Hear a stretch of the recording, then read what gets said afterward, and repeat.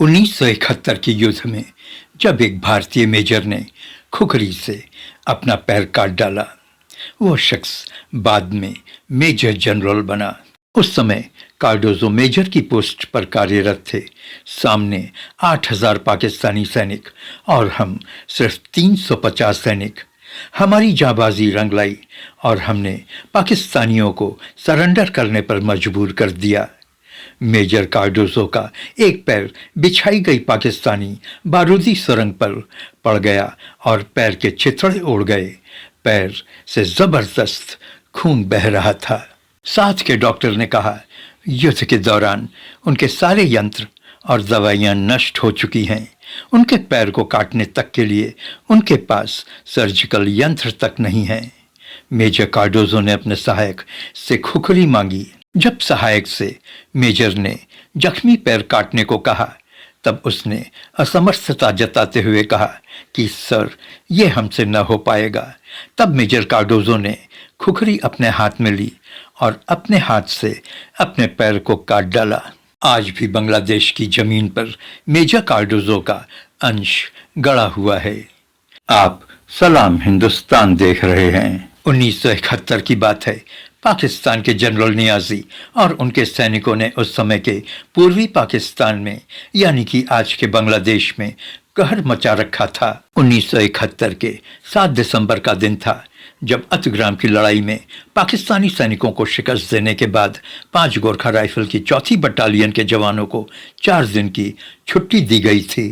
4 दिन की छुट्टी सभी जवान काफ़ी रिलैक्सिंग मूड में थे। जहां उनका पड़ाव था, वहीं पर एक खूबसूरत सा तालाब था। टुकड़ी के सभी सैनिक मस्ती के मूड में थे।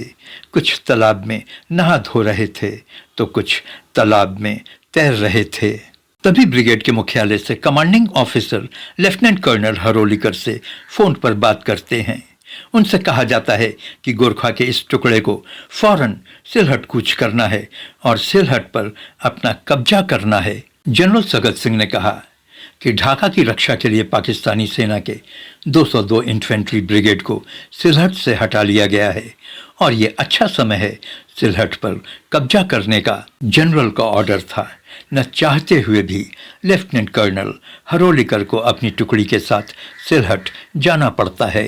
रात का समय था।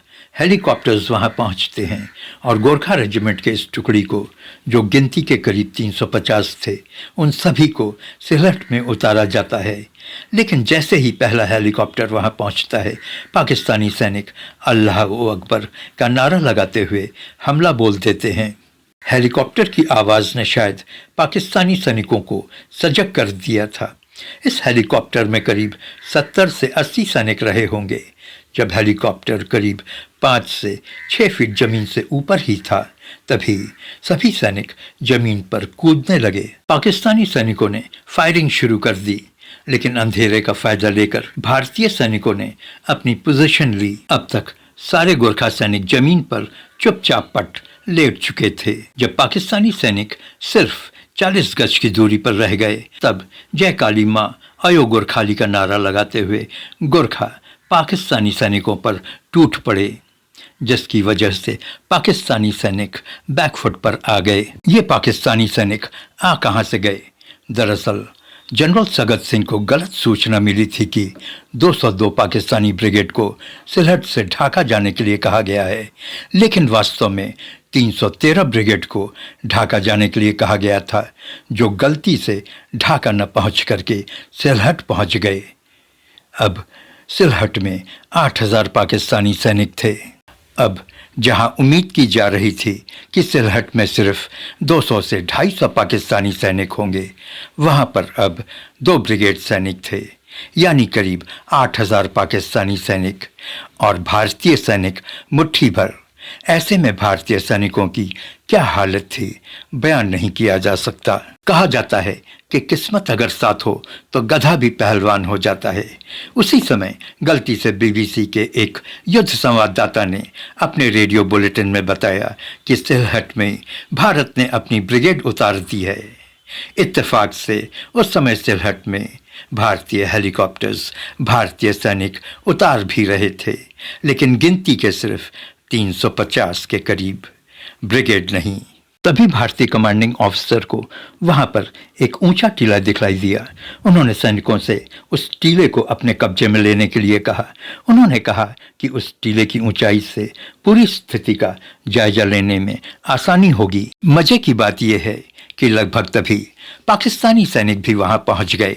शायद पाकिस्तानी सैनिक भी उस ऊंचे टीले का फायदा लेने के लिए उस पर कब्जा करना चाहते थे, लेकिन भारतीय सैनिक उस ऊंचे टीले पर पहले पहुंचकर अपना कब्जा जमा चुके थे और फायरिंग में भी कई पाकिस्तानी सैनिक हताहत हुए। बीबीसी का वो गलत प्रसारण, ऊपर से MiG-21 और हंटर्स की बमबारी और हमारे 350 जवानों की जाबाजी ने 2-2 ब्रिगेड यानी कि 8000 की बड़ी पाकिस्तानी सेना में दहशत का माहौल पैदा कर दिया था। इस मोर्चे को भारत के मुट्ठी भर सैनिकों ने पूरे 8 दिन संभाला। इस मुट्ठी भर सैनिकों में कई सैनिक शहीद हो गए थे, लेकिन हमारे सैनिकों ने हार नहीं माना और जंगे मैदान में अपनी जान को हथेली पर लेकर जमे रहे।